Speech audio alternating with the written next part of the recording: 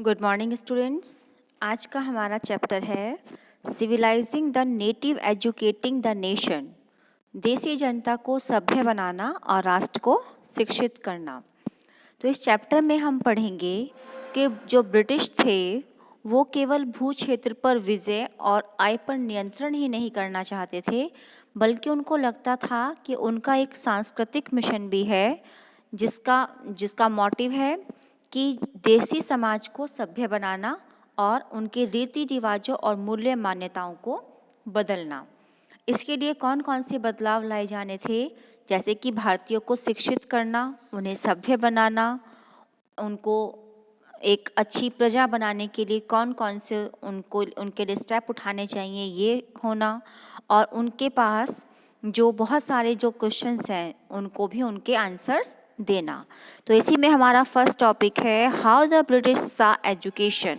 जो अंग्रेज थे वो भारतीय शिक्षा को किस तरीके से देखते थे, तो वो इस बात पर ध्यान देते हैं सबसे पहले कि जो अंग्रेज थे वो शिक्षा को ऐसे देखते थे कि ये पिछले 200 सालों में किस तरीके से विकसित हुई है, और इसी दौरान इस पर भी विचार करते थे कि भारतीयों ने ब्रिटिश विचारों पर किस तरीके की प्रतिक्रियाएं दी है, और इस बारे में अंग्रेजों के विचार किस तरह विकसित हुए कि भारतीयों को किस तरीके से पढ़ाया जाए।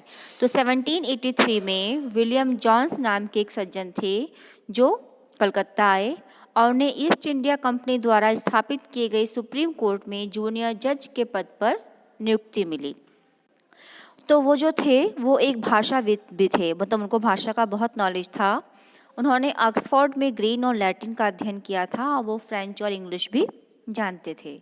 अपने एक दोस्त से अरबी सीखने के अलावा उन्होंने फ़ारसी भी सीखा था, और कलकत्ता आने के बाद वो रोज़ाना संस्कृत के विद्वानों के साथ बैठकर संस्कृत की बारीकियाँ, उसका व्याकरण और उसके काव्य पाठों का अध्ययन भी किया करते थे। तो जॉन्स ने पाया कि उस समय कलकत्ता में तैनात बहुत सारे जो ब्रिटिश ऑफिसर हैं वो भी उनकी जैसी ही दिलचस्पियां रखते हैं, मतलब कि नई नई भाषाओं को सीखना और उनका अध्ययन करना और उनको अपने संग्रह करना, वो उनका भी शौक था। तो इस तरीके से जॉन्स थे, और उन्हीं के एक मित्र थे कोलब्रुक। वो भारत के प्रति एक खास तरीके का रवैया रखते थे और भारत और पश्चिम दोनों की प्राचीन संस्कृतियों के प्रति उनका गहरा आदर भाव था।